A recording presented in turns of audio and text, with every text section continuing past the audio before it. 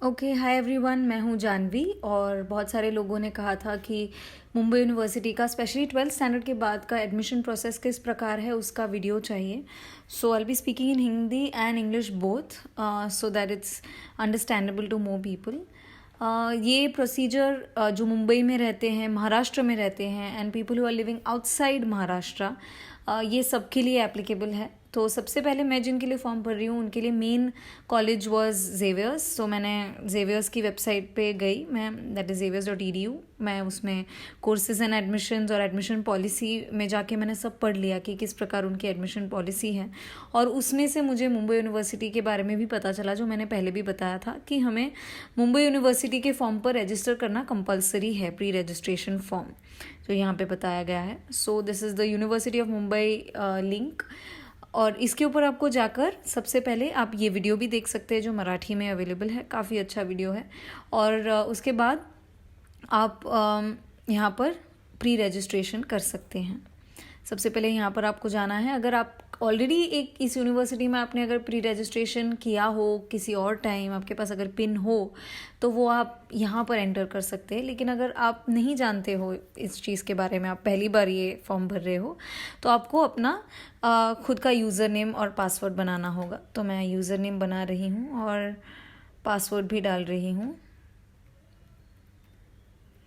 ठीक है। और अभी यहाँ पे उन्होंने क्लियरली बताया कि अगर आप फर्स्ट टाइम कर रहे हो तो आपको रजिस्टर करना पड़ेगा, रजिस्टर पे दबाना है और उसके बाद आपको लॉग इन पर दबाना होगा next time whenever you join in. So हमारा रजिस्ट्रेशन हो गया है और मैं फ़र्स्ट नेम यहाँ पर ऐड करूँगी। और यहाँ पर ऑटोमेटिकली सब आई बिलीव कैपिटल में आ रहा है। So yes, I am gonna enter the first name of the candidate.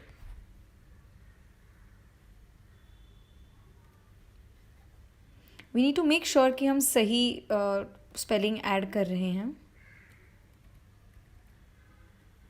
Very important. Okay, father's या हस्बैंड्स नेम, यानी आपके अगर आप मैरिड हैं तो आपके फादर्स नेम या हस्बैंड्स नेम या उस प्रकार डालना है। तो उनके फादर्स नेम मैंने उनको पूछा था and I am going to put that.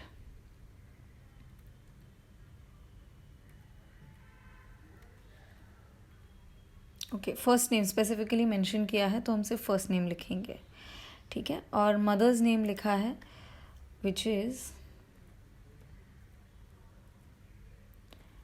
Okay. तो ये उनके जिनका मैं एडमिशन भर रही हूँ वो उनके सन है, तो रिलेशनशिप टाइप में मैं सन डालूँगी। उनका डेट ऑफ बर्थ डालूँगी फिर।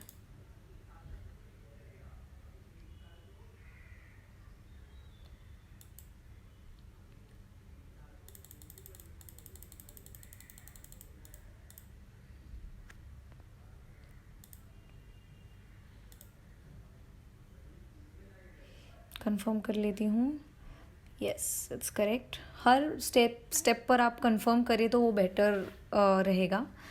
You have to make sure that you're confirming at every stage because you don't want to make a mistake. Male, female, transgender, you can put that. Then I will add the mobile number and उसके बाद मैं email ID डालकर accept पर click कर दूँगी। Okay, ये सारी details को एंटर करने के बाद मोबाइल नंबर में आपको +9191 कुछ ऐड नहीं करना है, सीधा मोबाइल नंबर लिखना है, कंफर्म करना है और एक्सेप्ट पर दबाना है। पर मैं मेंशन करूँगी कि at every stage make sure that you check every information. यहाँ पर अग्रीमेंट है कि आपने जो भी आपका खुद का ईमेल आईडी है, जो भी आप फोटोग्राफ डालेंगे वो आपका ही है। आपके पास आपकी डेट ऑफ बर्थ जो आप डाल रहे हो, आधार कार्ड, पैन कार्ड, ये सब जगह पर आपकी डेट ऑफ बर्थ का प्रूफ है। आपके पास कास्ट सर्टिफिकेट, वैलिडिटी सर्टिफिकेट, जो भी आप एंटर कर रहे हो वो आपके पास है। आपके पास आपकी मार्कशीट भी है जो जिस एग्ज़ाम में आप क्वालिफाई किए हो, जैसे 12th में। और आप ये सब चीज़ों को अग्री करते हो। I confirm that I am in a valid position of the above mention documents, यानी मेरे पास ये सारी डॉक्यूमेंट्स हैं। हम ऐसे ही अपने मार्क्स सबमिट नहीं कर सकते, we also have to show that these are valid and then we will agree. Now we have to register. these are only alphabets. Okay, किसी भी नाम में आप ओके, आप किसी भी नाम में स्पेस नहीं डाल सकते नाम के बाद. सो अगर आपको एरर आ रहा है तो make sure that you have not added a space in that. Now here it shows that a mobile number is already existing, तो मुझे अभी वो मोबाइल नंबर अलग डालना पड़ेगा. तो यहाँ पर आपको एक बार रजिस्ट्रेशन हो जाने के बाद आपको एक यूज़र नेम आएगा और एक पासवर्ड, वन टाइम पासवर्ड आएगा जो आपको इसमें डालना है और वेरीफाई करना है. क्योंकि मैं डिटेल्स डिस्क्लोज़ नहीं कर सकती, इट्स नॉट रेकमेंडेड कि आप अपनी डिटेल्स किसी के साथ शेयर करें, इसलिए मैं नहीं बताऊंगी. लेकिन immediately after you put in your one time password and you put your username, you have to click on verify. Personal details को आपको बहुत ध्यान से भरना है क्योंकि यही आपका रिफ्लेक्ट होगा आपकी मेन मार्कशीट पर. तो 10वीं की मार्कशीट में जिस प्रकार लिखा है उसी प्रकार आपको लिखना है. यहाँ पर जैसे एप्लीकेंट्स नेम, तो आपको पहले लास्ट नेम लिखा है वो गलती नहीं करनी है कि क्योंकि पहले लास्ट नेम लिखा है तो हम पहले फर्स्ट नेम लिख दें क्योंकि पहला बॉक्स है. वो बहुत ध्यान से भरना है. लास्ट नेम में आपका सरनेम, फर्स्ट नेम में आपका पहला नाम, और फिर फादर्स नेम, मदर्स नेम पूछा है और वो रीजनल लैंग्वेज में भी पूछा है. तो आप मराठी में किस प्रकार, या अगर आप गुजराती हैं, अगर आप हिंदी है तो आपकी मातृभाषा में किस प्रकार आप लिखेंगे वो लिखना है. और रिलेशनशिप टाइप जो है वहाँ पर ये लिखना है कि आप उनके बेटे हो या बेटी हो या जो भी है वो. और एप्लीकेंट्स उसके बाद है कि applicants name on statement of marks और लीविंग सर्टिफिकेट. तो आपको जो लीविंग सर्टिफिकेट मिलेगा आपके स्कूल से, वो उसमें आपका नाम क्या लिखा है तो वो आपको लिखना है और उसी फॉर्म में लिखना है. ठीक है.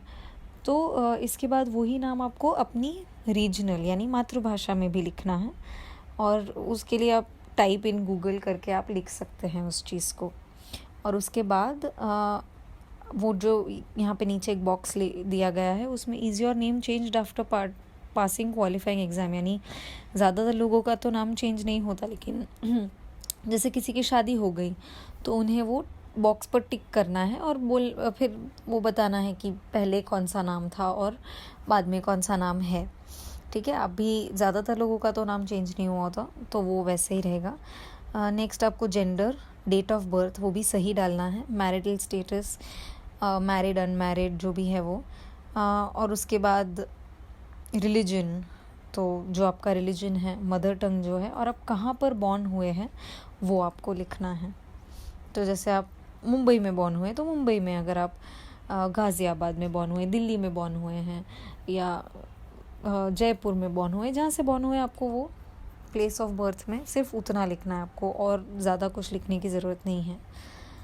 कुछ लोग मुझे ये भी पूछे कि मैम मुझे हॉस्पिटल का नाम लिखना है क्या है, वो सब नहीं करना है आपको.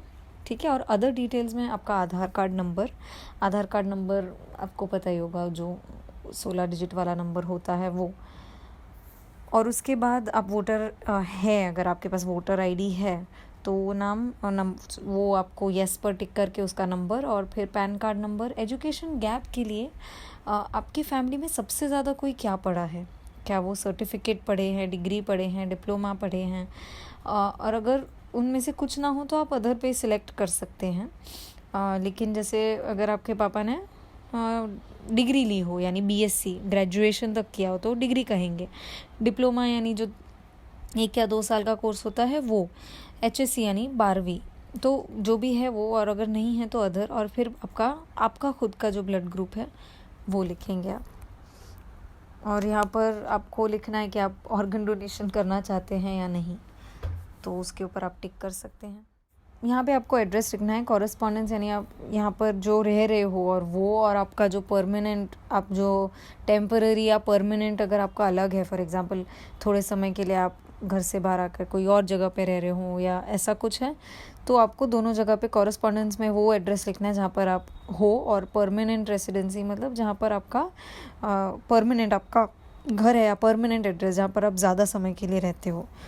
तो अगर वो सेम है तो आपको वहाँ पर नीचे टिक दिया है उस पर कर देना है. आपको अपना लोकेशन, एरिया, अपना पिन कोड और सब कुछ उसको प्रॉपरली आपको टिक करके लास्ट में आपको सेव एंड प्रोसीड पर दबाना है.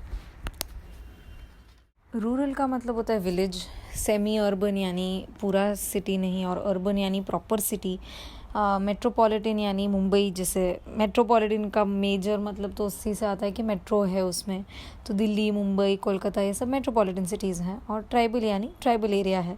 तो अर्बन यानी बेसिकली डेवलप्ड, रूरल यानी गांव, विलेज, सेमी अर्बन यानी जो बीच में हो वैसा।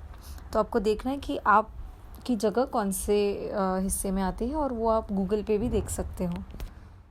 जैसे कल्याण है वो या थाने, ये थाने डिस्ट्रिक्ट में आता है, और वो मुंबई मेट्रोपॉलिटन रीजन MMR में आता है। तो आपको जैसे इसमें जो डोंबिवली, थाने, ये सब आपको उस हिसाब से आपको गूगल पे मिल जाएगा। ओके, तो हमने जिस प्रकार SSC की डिटेल्स भरी है उसी प्रकार आपको HSC की भी करनी है। SSC अगर आप इस साल आपने HSC कंप्लीट किया, यानी वो उसका रिज़ल्ट जुलाई 2020 में आया था, और SSC का जून 2018 में आया था, करेक्ट। तो आपको उस हिसाब से डेट्स लिखनी है, और यहाँ पर आपको अपनी कॉलेज, स्कूल का नाम सही से लिखना है, और कितनी बार में आप, नंबर ऑफ़ अटैम्प्ट्स, मतलब अगर आप एक ही बार में पास हुए हैं तो 1 लिखना है, और टोटल मार्क्स लिखना है, आउट ऑफ लिखना है, तो ऑटोमेटिकली आपका परसेंटेज कैलकुलेट हो जाएगा। और ये प्रैक्टिकल वाली बात तो साइंस स्टूडेंट्स के लिए है, विथ प्रैक्टिकल और विदाउट प्रैक्टिकल। ओके, अब हम सेव कर देंगे। अभी जैसे अगर आपने कोई मिस्टेक की है, जैसे मैंने 10th स्टैंडर्ड में गलत स्कूल डाल दी है, तो आप उसको क्लिक करेंगे, और यहाँ पर आप उसको एडिट कर सकते हैं, आपकी स्कूल का नाम। तो ये जो पार्ट है रिजर्वेशन डिटेल्स, ये बहुत ज़रूरी है। बहुत सारे लोग मुझे बोलते हैं कि वो OBC या उन कैटेगरीज से हैं। अभी OBC में बहुत सारी सब कैटेगरीज़ है। आपको ये कैटेगरीज आप जस्ट चूज़ कर दोगे कोई भी रैंडम, वैसा नहीं चलेगा। आपके पास एक कास्ट का सर्टिफिकेट होना चाहिए स्पेसिफिक, जैसे डिसेबिलिटी का सर्टिफिकेट होता है। अगर नहीं है आपके पास तो आपको जनरल ही डालना पड़ेगा। उसके बाद जैसे मैं जिनका फॉर्म भर रही हूँ, तो स्पेशली एबल्ड है उनका परसेंटेज, और उनको एक UDID नंबर मिलता है, वो मैं यहाँ पे एंटर कर दूँगी। और उसके अलावा भी, फॉर एग्जांपल ब्लाइंडनेस भी है और फिज़िकली चैलेंज्ड भी है, तो उसको आप ये प्लस दबा के उस चीज़ को आप ऐड कर सकते हैं। फॉर एग्जांपल ब्लाइंडनेस भी है और लर्निंग डिसेबिलिटी भी है, तो जो भी है उन चीज़ों को यहाँ पे ऐड करना है। यहाँ पर तो मैं अभी डिलीट कर दूँगी, और मैं इसको यहाँ पर एक टोटल एक नंबर ऐड कर दूँगी, और ये आपका एनुअल इनकम जो आपका जो काम है वो, और सेव एंड प्रोसीड पर दबा देना है।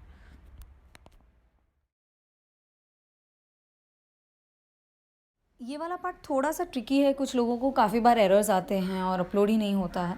तो इसके लिए आपको ब्राउज़ पर तो क्लिक करना है, आपको आपकी जो फाइल है कंप्यूटर से वहाँ से निकालनी है और अपलोड करनी है, और उसको क्रॉप करने का आपको ऑप्शन आएगा। मैं इसलिए नहीं दिखा रही क्योंकि फिर मुझे ब्लर करना पड़ेगा।